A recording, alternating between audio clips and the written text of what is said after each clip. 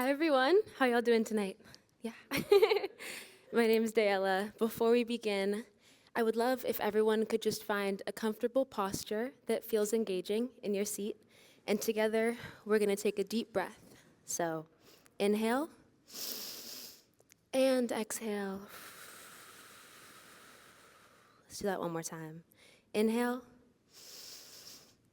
and exhale. Lovely. For the next minute or so, feel free to close your eyes or you can watch me, but just let this be a moment of rest.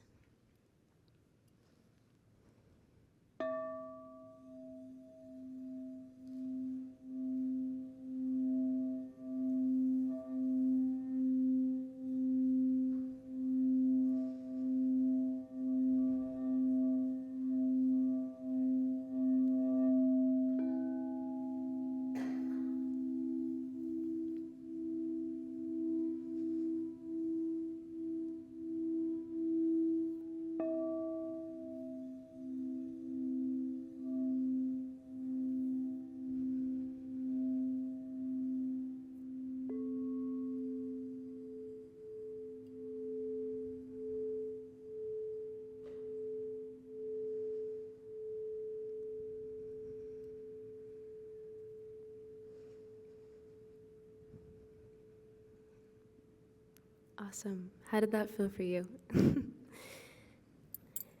Take a moment to reflect on the last time you paid attention to your breath or really listened deeply to the sounds around you.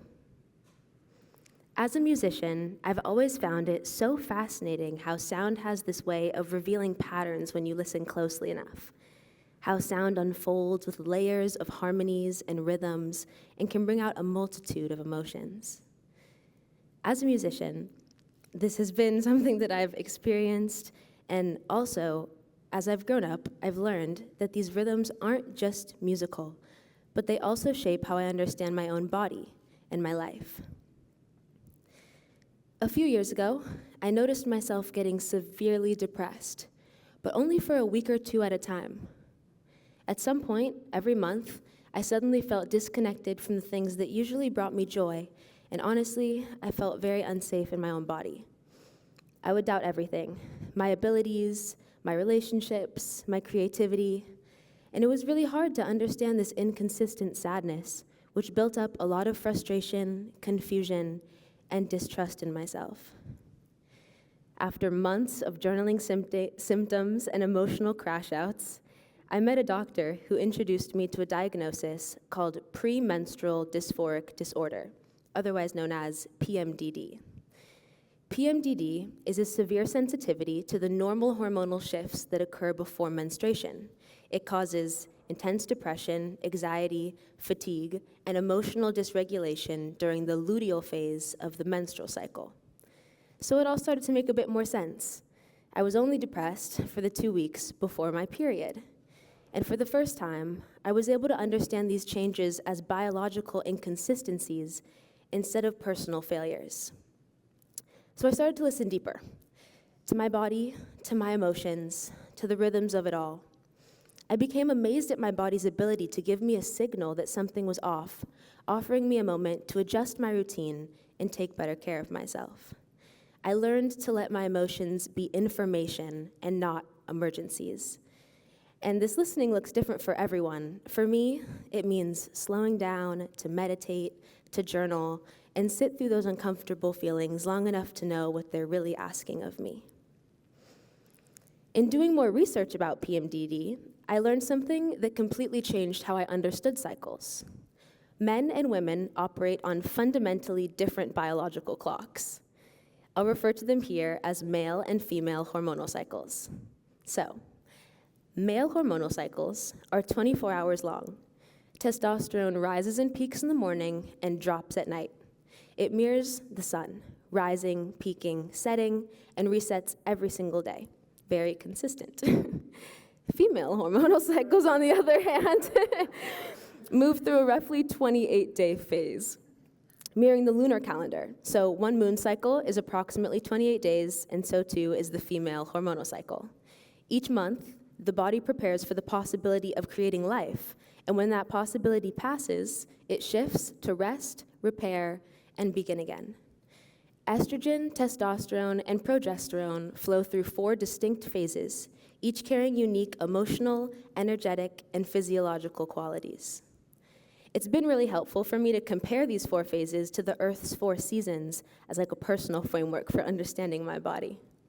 So, menstruation is my winter. Estrogen and progesterone are at their lowest, energy softens, the body turns inwards. It's kind of like the Earth resting beneath the snow. I also cry like every single day. The follicular phase is my spring. Estrogen begins to rise as the body prepares for ovulation. Energy returns, ideas sprout. It feels like waking up after hibernation. Then ovulation, my summer. Estrogen peaks, expression flows outwards, connection feels easy. The body wants movement, collaboration, and intimacy. And last comes the luteal phase, my fall. Progesterone rises, estrogen drops, sensitivity deepens. Things that aren't working become impossible to ignore. It's a time of discernment and preparation, leading us right back to winter. So honoring these phases really came with reframing the expectations I had of my body. I started thinking of my body less like a machine and more like an ecosystem. And in ecosystems, balance matters. When something becomes overactive or depleted, the whole system adjusts. For example, I take advantage of the energy that comes with my follicular and ovulatory phases by dedicating more time to my creative projects.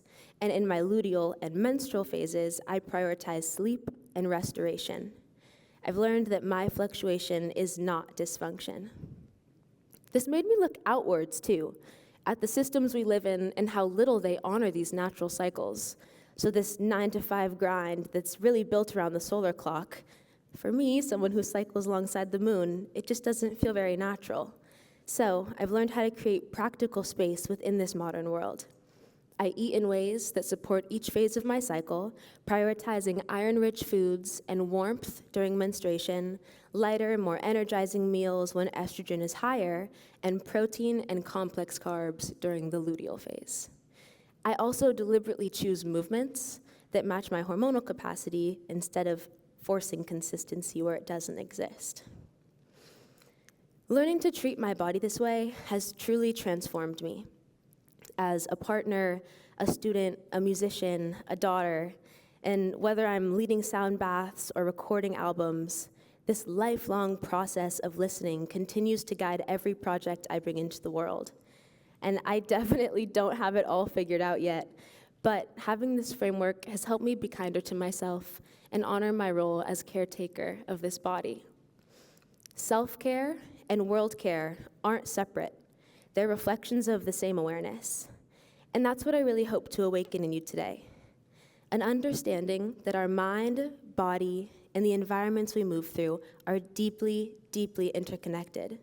Regardless of if you menstruate regularly, irregularly, or not at all, I hope you take from this the permission to listen to your body and trust that your rhythms are telling you something meaningful.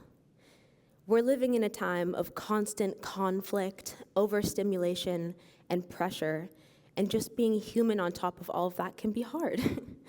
So, whoever you are, listening to your own rhythms is what allows you to show up fully for yourself and for the world. Thank you so much.